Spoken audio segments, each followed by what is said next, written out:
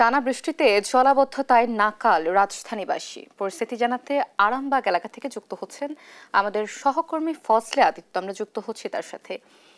আদিত্য, নিশ্চয় শুনতে পাচ্ছেন আমাকে? আদিত্য, জলাবদ্ধতা পরিস্থিতি নিয়ে বিস্তারিত জানাবেন আমাদের। অতসী, আপনি হয়তো আমার পিছনে লক্ষ্য করলে দেখতে পাবেন যে পানির যে অবস্থা সেটি কিন্তু দৃশ্যমান। অর্থাৎ মধ্যরাত থেকে যে ভারী বর্ষণ, সেই বর্ষণের কারণে কিন্তু মূলত রাজধানীর বিভিন্ন সড়কেই কিন্তু জলাবদ্ধতা সৃষ্টি হয়েছে। যার জলাবদ্ধতার কারণে কিন্তু মূলত যে যান্ত্রিক যেই অপেক্ষা এবং রাস্তায় তীব্র যানজট, পাশাপাশি অফিসগামী এবং স্কুলগামী শিক্ষার্থীদের কিন্তু নানা রকম সমস্যা আমরা সকাল থেকে লক্ষ্য করতে পেরেছি।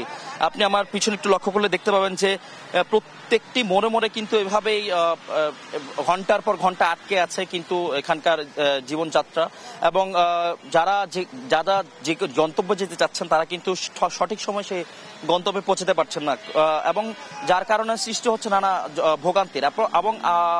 এবং আপনাকে একটি জিনিস বলি, এই প্রত্যেকটি মোড়ে কিন্তু লক্ষ্য করলে আমরা দেখতে পাবো যে নতুন নতুন করে কিন্তু সংস্কার করা হচ্ছে, বিভিন্ন ফুটপাতের সংস্কার করা হচ্ছে, কিন্তু পানি নিষ্কাশনের যে সংস্কার সেটিও কিন্তু চলমান আছে। তবে সম্মিলিত প্রচেষ্টা থাকলে হয়তো এখানকার যেই মানুষের যে দুর্ভোগ সেটা অতি দ্রুতই কমে আসছে, এমনটি জানিয়েছেন আমাদেরকে এখানকার স্থানীয় বাসিন্দারা।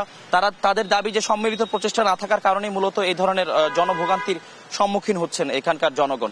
এবং আরেকটি জিনিস জানিয়ে দেই যে এখানকার যে পানি সংকট নিরসনের জন্য কিন্তু সকাল থেকে আমরা মাঠ পর্যায়ে কাজ করতে দেখছি, সিটি কর্পোরেশনের মানুষদেরকে আমরা কাজ করতে দেখেছি, এবং বিভিন্ন মানুষের সাথে আমাদের কথা হয়েছে। তারা যেটি জানিয়েছেন যে এভাবেই যদি সমন্বয়হীনতা চলতে থাকে হয়তো ঢাকা শহর একদিন বসবাস অনুপযোগী হয়ে উঠবে, এমনটি জানিয়েছিলেন।